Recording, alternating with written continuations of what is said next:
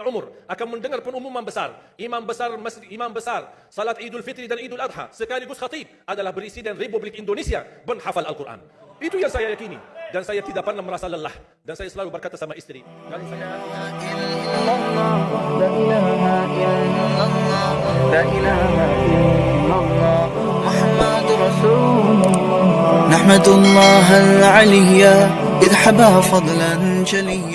saya memiliki harapan yang sangat tinggi. InsyaAllah Indonesia sepanjang apapun kegelapan, sepanjang apapun kegelapan kezaliman, sepanjang apapun kehilangan keadilan, InsyaAllah akan datang satu saat terbitnya matahari adil. Dan InsyaAllah Indonesia akan menjadi negara Al-Quran. Saya bisa meyakinkan gitu karena saya telah merasakan bagaimana di Turki. Turki negara sekuler yang ratusan tahun serangi Islam, ratusan tahun menabaikan Islam, tidak boleh kumandangkan azan dalam bahasa Arab, tidak boleh ada rumah tahfiz, tidak boleh ada pesantren, tidak boleh belajar agama, tidak diberikan anak-anak kita bisa belajar dengan sendirinya Al-Quran. Semuanya dilarang dengan keras, bahkan terancam orang-orang yang melanggar aturan itu.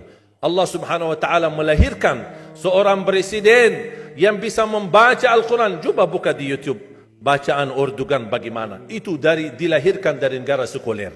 Saya bisa meyakinkan InsyaAllah 1 juta menghafal Al-Quran.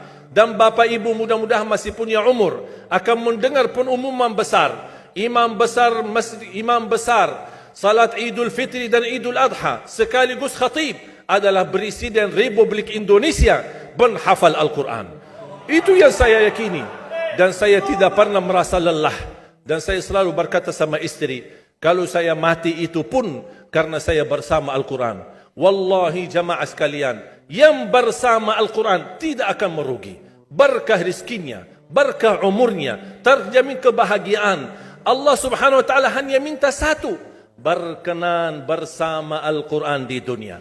Apa yang kita dapat? Apa yang akan dibalas? Akan Al-Quran temani kita di dunia, akan temani kita saat sakratul maut, akan temani kita di kuburan membela kita, akan menemani kita saat kita dibangkit oleh Allah, akan menemani kita saat hisab, akan menemani kita saat berjalan di atas sirat yang sangat tipis dan panjang, bahkan tajam jalanannya. Begitu sampai ke surga, apakah Al-Quran melepas? Tidak akan melepas.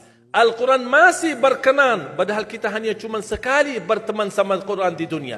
Dia begitu luar biasa panjangnya bertemanan sama kita sampai ke surga. Bahkan akan temani kita masuk surga. Sebagaimana bersabda Rasulullah SAW, yuqalu liqari'il Quran, ahlul Quran di dunia yang kesibukannya baca, kesibukannya hafal, tidak membuangkan waktu sia-sia, selalu bersama Al-Quran. Allah suruh dia, bacalah dalam surgamu, naik derajatmu. Baca, naik lagi, tambah lagi baca, naik lagi. Sampai di posisi mana pun anda berhenti baca, disitulah posisimu di dalam surga. Bagaimana kata Siti Aisyah di riwayat Imam Muslim, jumlah tingkatan-tingkatan dalam surga Allah sesuai jumlah ayat Al-Quran. Oleh karena itu tidak ada yang lebih tinggi di dalam surga Allah daripada Ahlul Quran.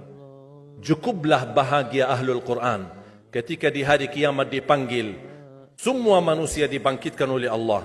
Malaikat memberikan pengumuman, mana Ahlul Quran? Berdiri, rapat, berdekatan. Mereka maju. Mau bawa kami ke mana? Kalian terpilih menjadi orang yang terdekat sama Allah. Karena Ahlul Quran adalah keluarga Allah Subhanahu wa taala. Bukan hanya kita sendiri yang mendapatkan anugerahnya dan manfaatnya.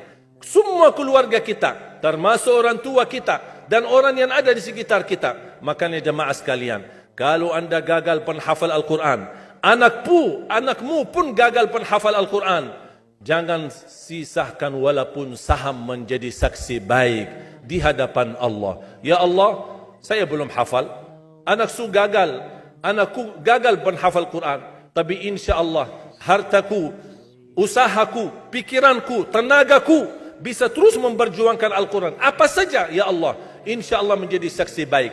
Dan nanti di hari kiamat, insya-Allah kita bersama Ahlul Quran mendapatkan syafaatnya Al-Quran di hari kiamat. Kita sangat membutuhkan ayat-ayat yang dikumandangkan ketika meninggal dunia. InsyaAllah setiap satu huruf akan disalurkan 10 kebaikan. Mudah-mudahan semua yang hadir diberikan kemuliaan dan keanugerah dari Allah menjadi ahlul Quran, penghafal Al-Quran, penghayati Al-Quran, para pencinta Al-Quran, berakhlak-akhlakul Quran.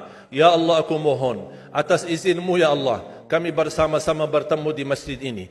Berilah kepada kami kemuliaan bersama-sama bersama ahlul Quran di dalam surga-Mu ya Allah, ya Dzal Jalal wal Ikram, ya Arhamar Rahimin, ya Arhamar Rahimin. Anugerahlah kepada kami anak dan keturunan penghafal Al-Quran, anak dan cucu penghafal Al-Quran yang mampu menjaga nama baik keluarga kami, yang mampu membanggakan kami di hadapan-Mu hari kiamat, yang mampu menhadiahkan mahkota untuk kedua orang tua kami.